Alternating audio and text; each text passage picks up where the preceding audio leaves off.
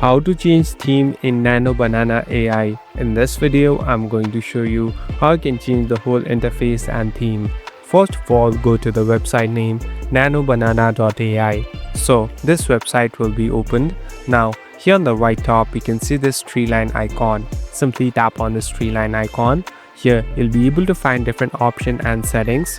Here on the bottom, you'll be able to see this small icon. So simply tap on this icon, and as you can see, this is the one that changes the theme. So basically there are two types of theme, the darker one and the lighter one.